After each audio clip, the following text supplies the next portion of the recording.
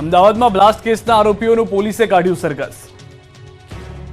Police સકંજામાં ઉભેલા આ આરોપીઓ એ જ છે જેમણે અમદાવાદના સાબરમતીમાં પાર્સલ બ્લાસ્ટ કર્યો।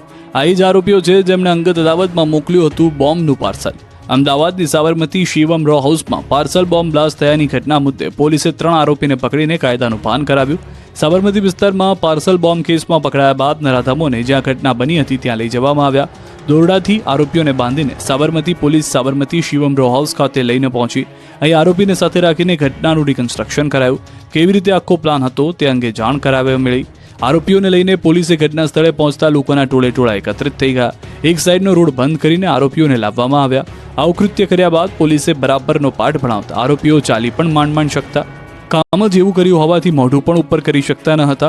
મહત્વનું છે કે આરોપી રૂપેણ બારોટે ઘરમાં જ બોમ્બ બનાવ્યો હતો। આરોપીએ બોમ્બ બનાવી પાર્સલમાં પેક કરી અન્ય વ્યક્તિને ડિલિવરી માટે મોકલ્યો છે। શિવમ રો હાઉસમાં બલદેવ સુખડિયાના ઘરે પાર્સલ પહોંચાડીને બ્લાસ્ટ કરાયો છે। અંગત અદાવતમાં આરોપીએ મોકલ્યું બોમ્બનું પાર્સલ। રૂપેણ બારોટ ગૂગલ અને ઇન્ટરનેટના માધ્યમથી દેશી બોમ્બ બનાવવાનું શીખ્યો।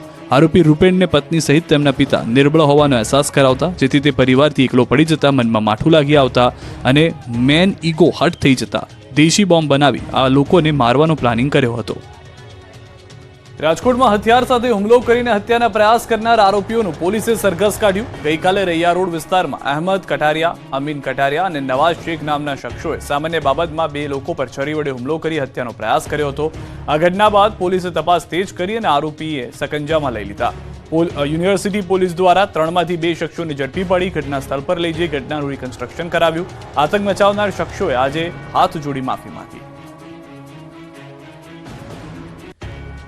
રોડ પર ફરી જોવા મળ્યો રફતારનો કહેર। અમદાવાદમાં ફૂલ સ્પીડમાં રિવર્સ આવતી કારે 5 વાહનોને ફંગોળ્યા। નડિયાદમાં કાર ચાલકે વાહન ચાલકને ઉલાડ્યો।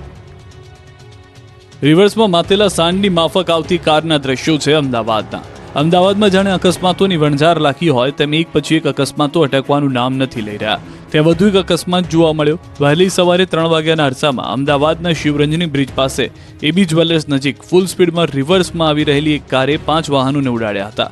અમદાવાદના શિવરંજની બ્રિજ પાસે રાત્રે રસ્તો સુમસામ છે ત્યારે જ એક બેકાબુ કાર ફૂલ સ્પીડમાં રિવર્સ આવતી દેખાય છે અને આવીને ધડાકાભેર પાર્ક 5 જેટલા વાહનોને અડફેટે લઈ દુકાનમાં ઘૂસી જાય છે। જોરદાર અવાજ થતા ફૂટપાથ પર સૂતેલા પણ જાગી ઉઠ્યા હતા। કાર ચાલક કાર મૂકી ફરાર થઈ ગયો। હાલ એવું અનુમાન કરવામાં આવી રહ્યું છે કે કાર કોઈ વ્યક્તિ નશામાં ચલાવતો હતો અથવા તો સ્ટન્ટ